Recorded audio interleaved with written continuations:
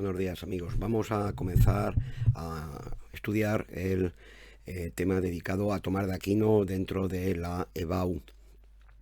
Y vamos a comenzar estudiando primero el problema de Dios, el tratamiento que da Tomás de Aquino al problema de Dios. Primeramente hay que indicar que Tomás de Aquino es el principal representante de la segunda gran etapa de la filosofía medieval, que es la escolástica. La escolástica, término que procede del latín escola, escuela, ¿no? Porque era la filosofía que se impartía en las escuelas universitarias de la Edad Media, ¿no? En las universidades medievales, ¿no? Es el segundo gran periodo de la filosofía cristiana tras la patrística que estudiamos en el tema anterior con San Agustín. Iría aproximadamente el periodo de la escolástica entre el siglo XI y el siglo XIV, aunque el máximo esplendor de este periodo de la filosofía pues, coincide con el esplendor del arte gótico y corresponde al pensamiento de Tomás de Aquino, que es sin duda el principal representante de la escolástica medieval. Tomás de Aquino escribió mucho, es un hombre con una capacidad de producción intelectual y filosófica realmente asombrosa, pero su obra más importante es sin duda la Suma Teológica. La Suma Teológica es una obra muy voluminosa, una obra que no llega a terminarse, pero digamos que constituye sin duda la gran catedral, como diría Panofsky, ¿no? La gran catedral de conceptos de la filosofía medieval y de la escolástica medieval. Es como una catedral construida con conceptos filosóficos, ¿no? Que se eleva hasta el cielo de la divinidad. En la Suma Teológica, Tomás de Aquino lleva a cabo una síntesis entre la filosofía de Aristóteles, que se había redescubierto recientemente, después de las invasiones bárbaras. La filosofía de Aristóteles prácticamente había desaparecido en Occidente, pero se recupera a través de los árabes y de los filósofos hebreos de la Edad Media y es traducida posteriormente al latín. Y los filósofos escolásticos pues reciben el pensamiento aristotélico. Para ellos representaba una novedad porque había estado perdido durante muchos siglos y se proponen incorporarlo a la religión cristiana, de manera parecida a como San Agustín había sintetizado el platonismo y el cristianismo. En esta labor de síntesis, ya digo, entre la filosofía de Aristóteles y el cristianismo es sin duda fundamental el papel que va a jugar Tomás de Aquino. Por tanto, su filosofía cabría definirla como un aristotelismo cristiano. Desde luego no cabe duda que la filosofía de Tomás de Aquino incorpora aquellos aspectos de Aristóteles que resultan compatibles con el dogma religioso cristiano. Algunos de los contenidos filosóficos del pensamiento aristotélico los rechaza, como por ejemplo la eternidad de la materia, que sería incompatible con el dogma de la creación, o la mortalidad del alma humana, que sería incompatible con la creencia religiosa en la inmortalidad del alma del ser humano. Estos aspectos van a ser dejados de lado por Tomás de Aquino, pero buena parte de los contenidos de la filosofía aristotélica van a ser incorporados a la filosofía de Tomás de Aquino, pues, la doctrina de las categorías, la teoría de las cuatro causas, los conceptos de potencia y de acto, la interpretación del movimiento como paso de la potencia al acto. Todo esto lo va a incorporar Tomás de Aquino a su sistema filosófico. Bien, vamos a pasar, una vez hechas estas pequeñas precisiones, ¿no?, introductorias, vamos a pasar a ver el primer problema, que es el problema de Dios en Tomás de Aquino. Es quizá el problema más importante dentro de su filosofía. Lo primero que hay que decir es que este problema está muy relacionado con el problema del conocimiento. Los denominados averroístas latinos, que era un conjunto de pensadores cristianos, pero que habían hecho suya la teoría del filósofo árabe Averroes, sostenían que existen dos verdades: la teoría de la doble verdad, una la verdad de la fe, otra la verdad de la razón, y si en alguna ocasión estas verdades eran incompatibles, pues no había gran problema, porque se trataba de dos ámbitos de verdad distintos. La fe sostenía ciertas verdades, la razón sostenía otras, y en principio no tenían por qué ser incompatibles. Tomás de Aquino va a rechazar esta teoría de Averroes, del filósofo árabe Averroes y de los averroístas latinos, y va a sostener, dentro del dogma cristiano, que la verdad es única, que la verdad es una sola, pero se puede conocer de dos maneras, por la razón y por la fe. Esto ya lo encontramos en San Agustín, pero ahora va a haber cambios notables, ¿no? Para Tomás de Aquino, la razón conoce de abajo arriba. Es decir, a partir de los datos de los sentidos, por un proceso de abstracción, como había señalado Aristóteles. En cambio, la fe conoce de arriba a abajo, a partir de la revelación divina, de la revelación directa de Dios, que nos ha venido transmitida bien por él mismo, bien por Cristo, bien por los profetas, por los santos. En consecuencia, la razón y la fe son, digamos, independientes, son autónomas, ¿no?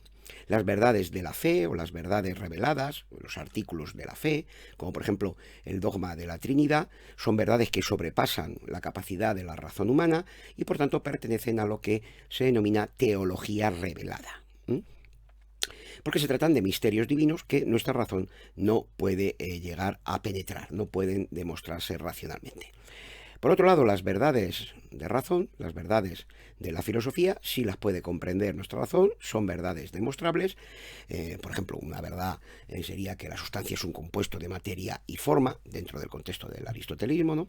Y estas verdades las estudia la filosofía. Pero, dice Tomás de Aquino, hay finalmente un tercer tipo de verdades que están a medio camino entre la razón y la fe, que son verdades que nos ha transmitido por revelación Dios. Dios nos ha revelado esas verdades, pero luego nuestra razón puede atreverse a demostrarlas. Sería un ámbito compartido, un ámbito intermedio entre la razón y la fe, entre la filosofía y la teología.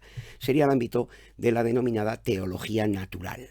Natural porque se ocupa de aquellas verdades que la razón natural del hombre, el alma racional del hombre, puede llegar a entender. Estas verdades, digamos, en principio no habría por qué demostrarlas porque ya las conocemos por revelación divina, pero Tomás de Aquino piensa que nuestra razón puede atreverse a demostrarlas, porque está a su alcance poder hacerlo, ¿no? Como puede verse, el papel de la filosofía en el pensamiento tomista es un papel subordinado. La filosofía sería una sierva de la teología. Está para, digamos, apoyar a la teología cuando se presente algún tipo de contenido que pueda ser demostrado también por la razón humana. Ahora bien, como la verdad es única, lo hemos dicho al comienzo, la razón nunca puede llegar a conclusiones contrarias o incompatibles con la fe.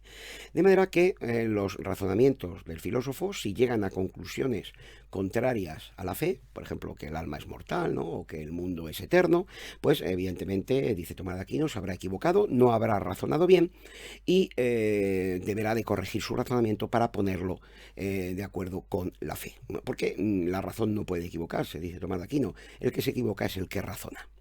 Y tendrá que cambiar su razonamiento bien de grado, bien por fuerza. No olvidemos que en la época de Tomás de Aquino ya comienza a funcionar la Inquisición y en consecuencia pues existe una voluntad de garantizar los preceptos de la fe, ¿no? Bien, pues una de las verdades reveladas por la fe, pero que puede ser al mismo tiempo demostrada por nuestra razón, es la proposición Dios existe. En el siglo XI, un pensador anterior, San Anselmo de Canterbury, había intentado demostrar la existencia de Dios valiéndose de un argumento a priori, es decir, un argumento que no parte de la experiencia.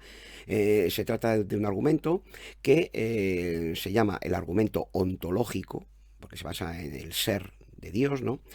Y es un argumento muy famoso que ha sido utilizado posteriormente por gran cantidad de pensadores y que, ya digo, no parte de la experiencia, es un argumento a priori que se basa en el análisis del concepto de Dios, de las características que posee el concepto de Dios, ¿no? Según San Anselmo, aquel que entiende el concepto de Dios, pues lo concibe en base a su definición, que sería el ser mayor que existe, o como podríamos quizá definirlo también, como un ser infinito. Ahora bien, a un ser que es el mayor que existe, pues evidentemente le tiene que corresponder también existir fuera de la mente, en la realidad, porque si no, no sería el ser mayor que existe y se quedaría en un simple concepto en el pensamiento.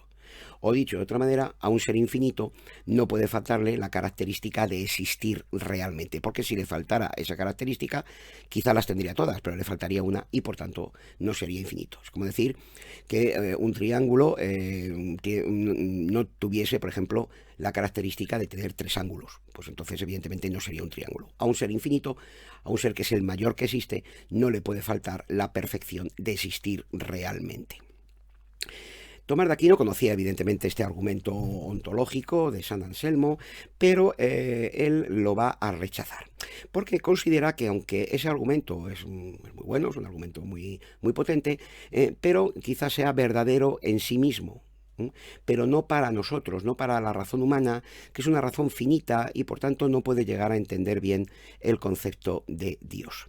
En consecuencia, siguiendo a Aristóteles, lo que va a hacer Tomás de Aquino es considerar que todo conocimiento humano empieza por los sentidos y por tanto la demostración de la existencia de Dios tiene que ser una demostración a posteriori, es decir, una demostración que parta de la experiencia, de los datos, de los fenómenos que encontramos en la experiencia y partiendo de esos fenómenos de la experiencia, partiendo de lo que vemos en la naturaleza, lo que vemos en la realidad, pues tratar de encontrar la causa que ha producido esos fenómenos. Por tanto, la demostración de Tomás de Aquino de la existencia de Dios va a ser una demostración a posteriori, una demostración que se va a basar en el principio de causalidad. Partimos de los seres que hay en el mundo, esos seres tienen que tener una causa, esa causa depende a su vez de otras causas, pero la cadena de causas no puede ser infinita, tiene que haber una primera causa que genere toda esa serie y a esa primera causa que ha producido toda la serie hasta llegar al fenómeno del que hemos partido, pues es a lo que denominamos Dios.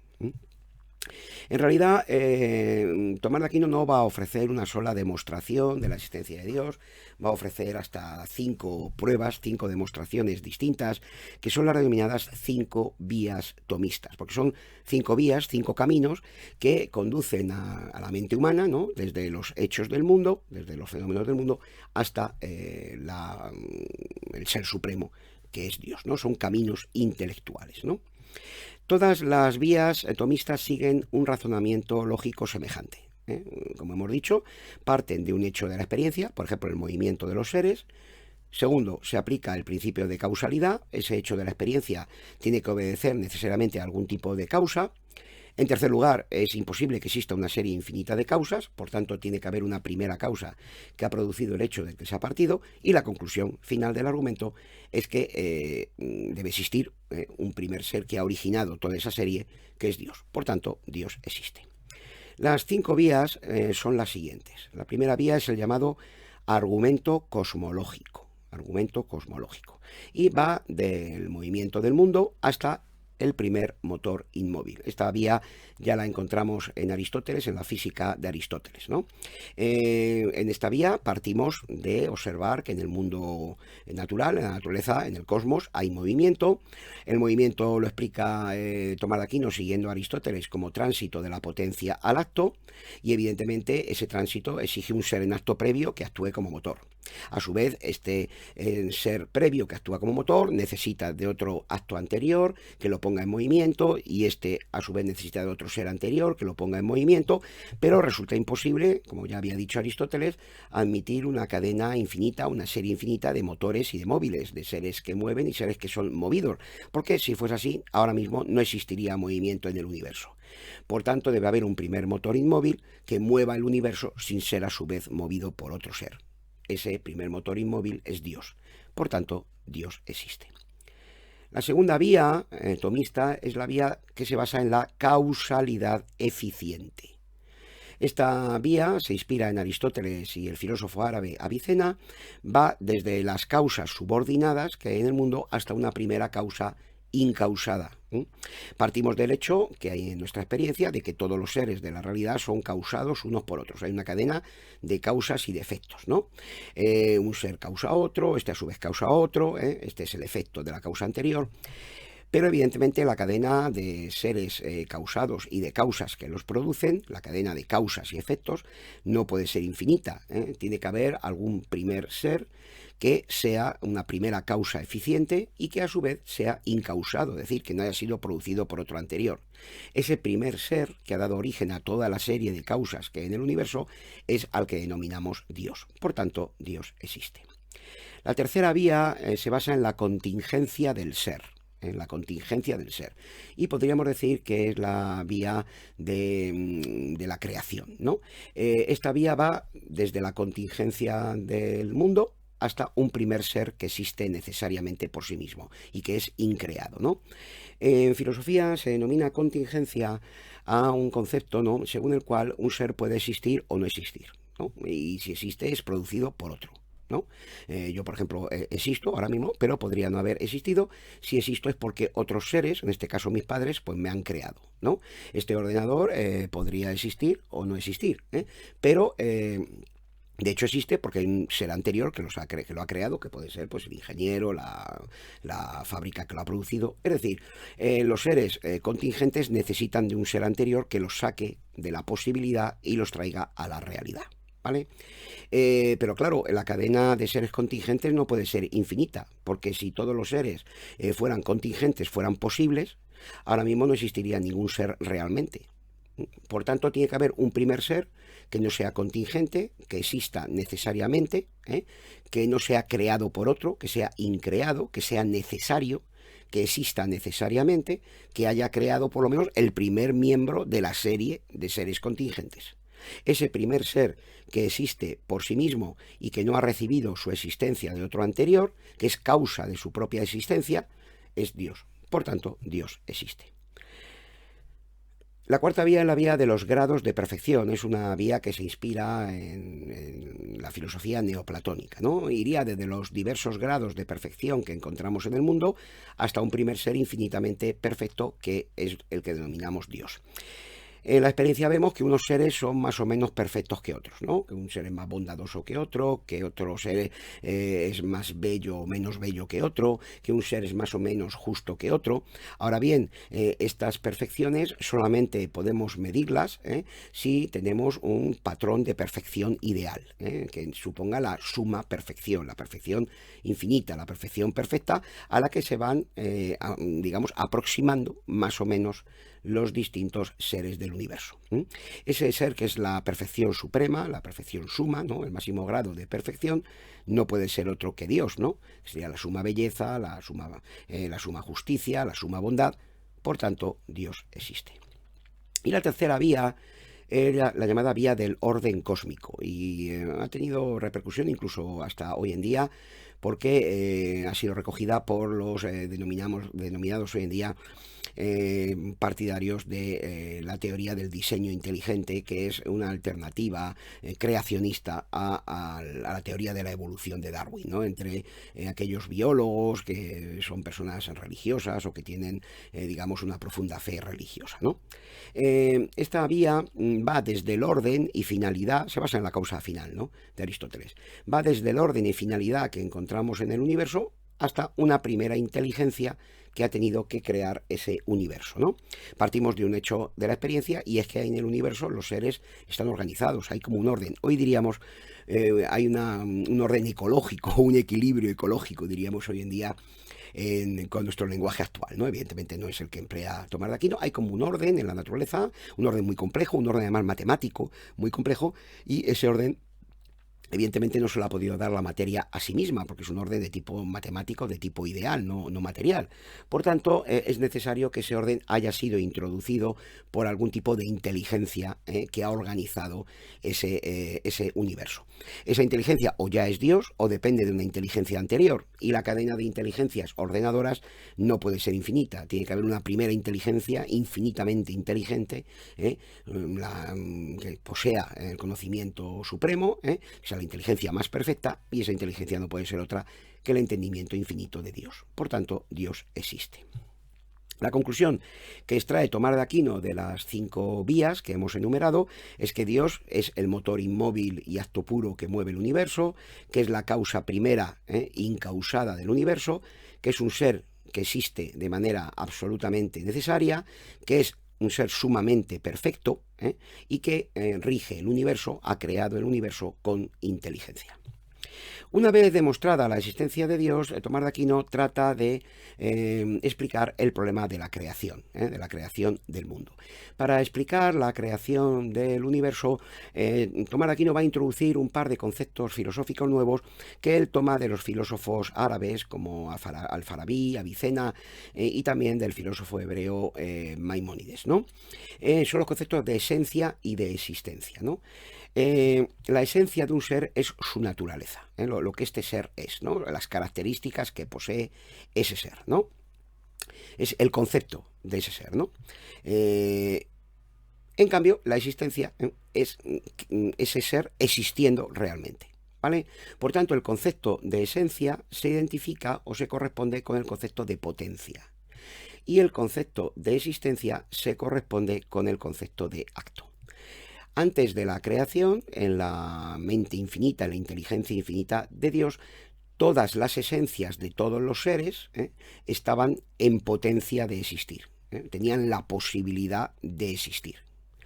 Cuando Dios decide crear el universo, hace que esos seres pasen de la esencia a la existencia, es decir, de ser seres posibles a existir realmente.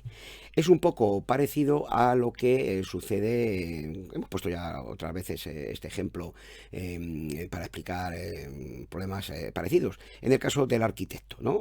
Previamente a la creación de la catedral, el arquitecto tiene en su inteligencia, en su mente, ¿no?, finita, evidentemente, ¿no?, los modelos de las catedrales posibles que él puede construir, las esencias, digamos, de distintas catedrales. En el momento en que pasa a ejecutar una de ellas, a crear la catedral propiamente dicha, pues esa catedral pasa de ser una simple esencia posible en la inteligencia del arquitecto a ser una catedral que existe ya realmente. Por tanto, la creación es el paso de la esencia a la existencia, de los seres posibles a los seres reales.